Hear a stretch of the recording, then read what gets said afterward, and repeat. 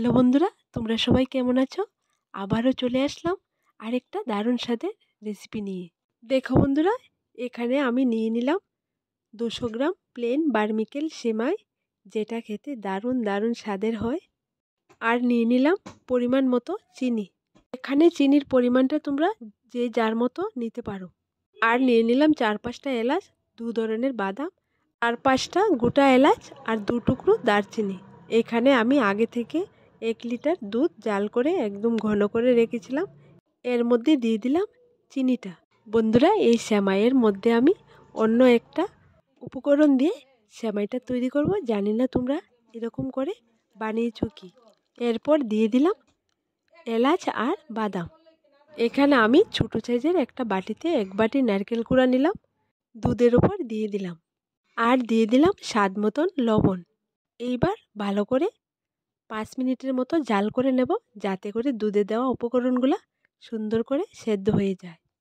দেখো বন্ধুরা, দুধের সাথে উপকরণগুলো একদম পারফেক্টলি হয়ে গেছে। এবার আমি এর মধ্যে দিয়ে দেব 10 থেকে 15টার মতো কিশমিশ। এইবার আরেকটু জাল করে নেব। তোমরা যদি আমার মতো করে এই সেমাইটা রান্না করো, তাহলে দেখবে খেতে খুব স্বাদ হয়। সেমাই বা মিষ্টান্ন রান্নার সময় দুধটাকে ভালো করে ঘন করে জাল করে নিলে তাহলে সেমাই বা মিষ্টান্নটা খেতে দারুণ স্বাদের হয়। দেখো বন্ধুরা, দুধের সাথে সবগুলা উপকরণ দেওয়ার পর আমি একদম আমার মতো করে জাল করে নিলাম। এরপর দিয়ে দিলাম সেমাইগুলা দেওয়ার পর হালকা নেড়ে এর উপর দিয়ে দেব সামান্য পরিমাণ সাবুদানা। আমি এখানে ছোটো সাইজের সাবুদানাটা নিয়ে নিলাম। তোমরা চাইলে বড় সাইজের সাবুদানাটা নিতে পারো। এই সেমাইটা সেদ্ধ হতে সামান্য পরিমাণ টাইম লাগে, সাবুদানার মতোই। তোমরা যদি চাও এই সেমাইটার সাথে সাবুদানা দিয়ে তৈরি করে খেতে পারো। সাবুদানাটা দেওয়ার পর আরও 5 মিনিট জাল করে নিলাম। এই সেমাইটা আমি শুকনো শুকনো রান্না করিনি, দুধে ডুবিয়ে সেমাইটা রান্না করেছি। দেখো দেখতে কতটা সুন্দর হয়েছে। এবার নামিয়ে নেব।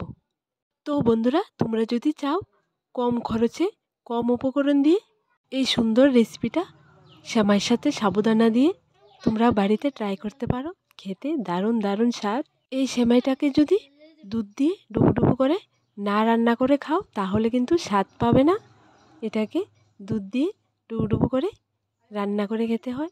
আর আমার দেওয়া রেসিপিগুলো তোমাদের যদি ভালো লেগে থাকে, তাহলে আমার এই চ্যানেলটাকে লাইক, শেয়ার এবং সাবস্ক্রাইব করে পাশে থাকা বেল বাটনটি অবশ্যই ক্লিক করে রাখবে, যাতে করে সবার প্রথমে আমার দেওয়া রেসিপিগুলো দেখতে পাও।